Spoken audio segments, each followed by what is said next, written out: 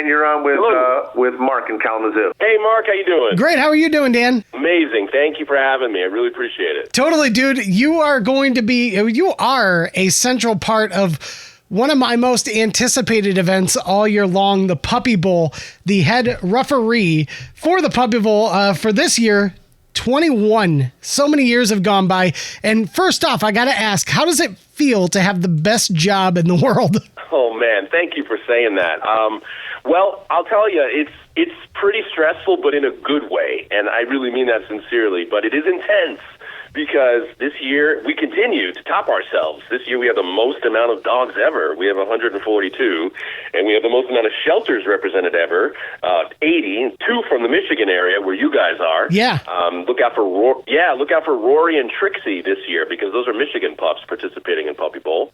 And yeah, so it's really intense, but I'm loving every minute of it. I was going to say, I really got to tip my hat to you and your team because I can only imagine, like you said, the pure chaos that's involved in this and how clean the finished product looks. I'm curious a little bit about your background. Do you actually have referee experience, or is the the Puppy Bowl where you excel the most when it comes to reffing? Yeah, well, I'd love, no. The thing is, I am by trade a television host. Yeah. So I have a lot of experience on camera. I certainly have experience working for Discovery, which is our parent network here. I've been with them for many, many years. Even prior to Puppy Bowl, I was working for them doing on-camera jobs. But as far as refereeing, it's been mostly of an on-the-job training kind of situation. Yeah. There's no blueprint for this job, as you know.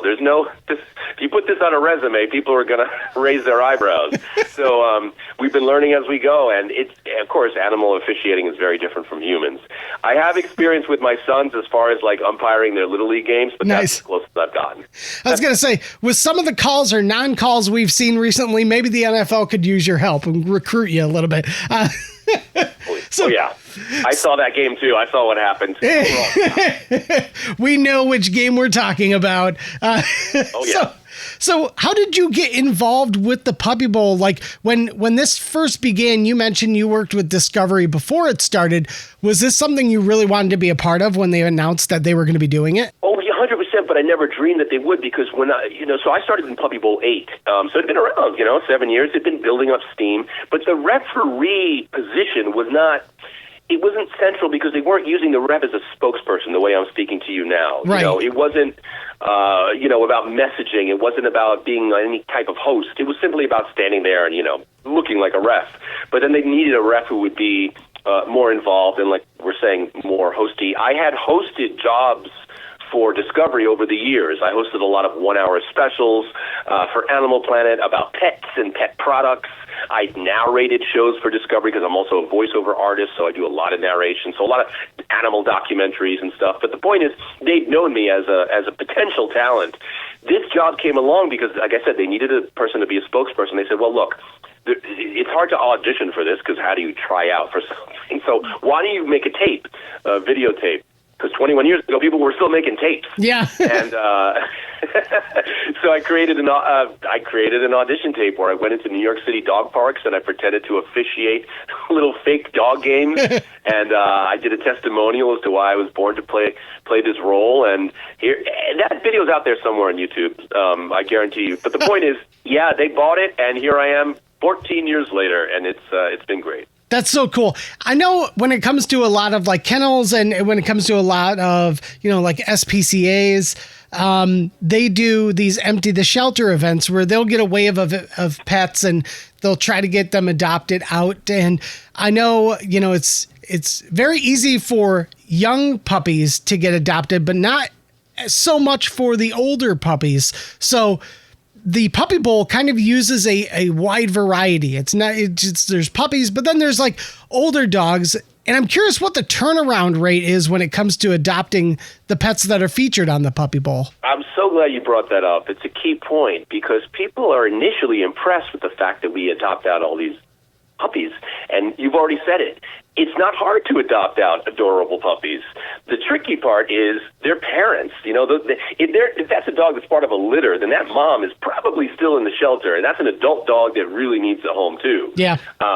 So luckily, I'm proud to say that because of the efforts of Puppy Bowl and the exposure of Puppy Bowl, every rescue, and again, we're working with 80 different rescues this year, 2 of which are from Michigan, they all report a huge increase in adoption inquiries, not just during Puppy Bowl, but after. And yes, those senior dogs and those adult dogs that are in their shelters also get adopted out very quickly, within days of Super Bowl. That's Puppy so Bowl, cool. Super Bowl, whatever you want to call it.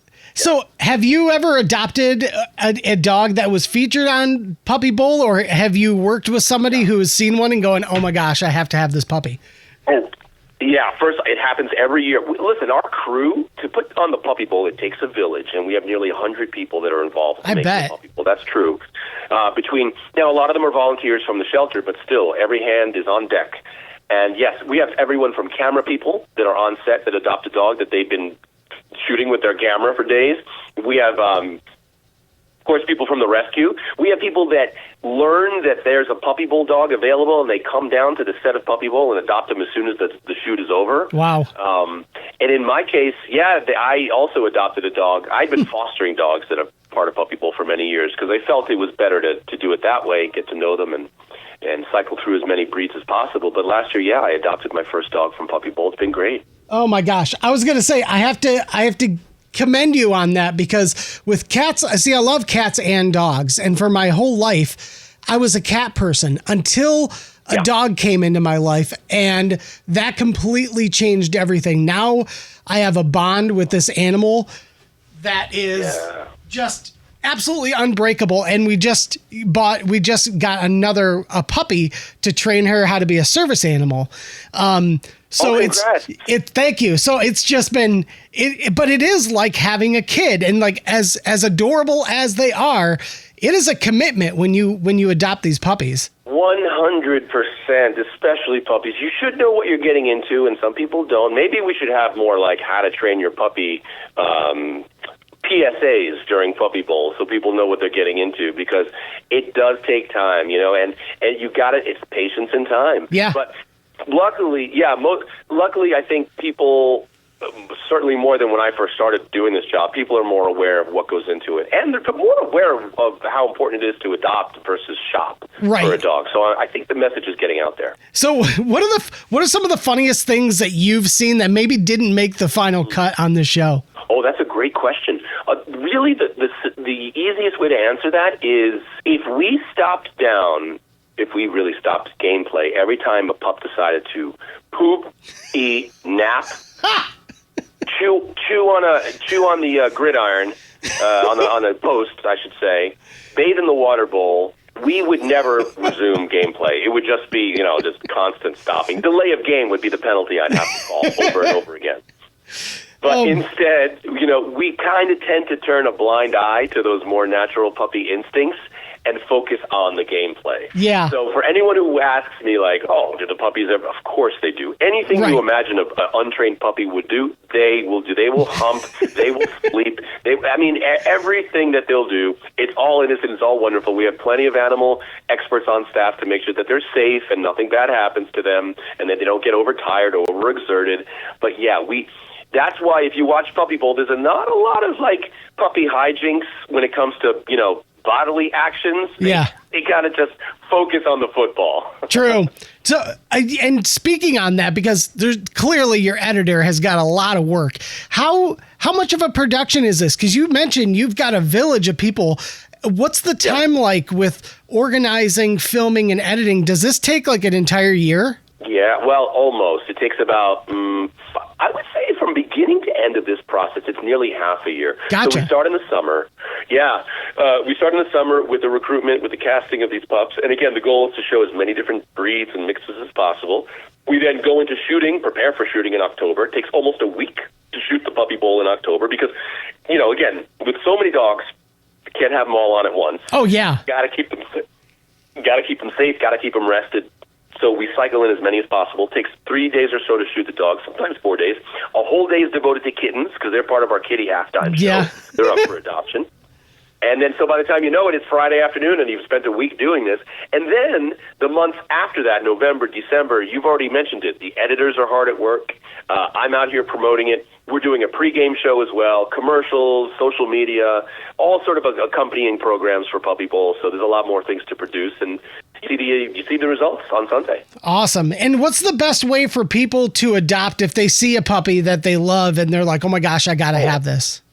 Yeah, it's so easy. Couldn't be easier. Puppybowl.com. That's it. It'll take you right to the dog or cat that you're interested in and connect you with their shelter and take it from there. That's awesome. Well, this year's Puppy Bowl 21, it features 142 rescue puppies from 80 shelters across 40 states, 2 countries, including a pair of tail wagging participants from Michigan, Rory from Muskegon, Trixie from Harbor Springs. It's this Sunday, February 9th, 2 p.m. Animal Planet, Discovery, Max are the places to watch it. And Dan Schachner, really appreciate you being on here with us today. Love what you do and love the Puppy Bowl, man. Can't wait to see it. Thank you for your support. Really appreciate it. Absolutely. Take care, buddy.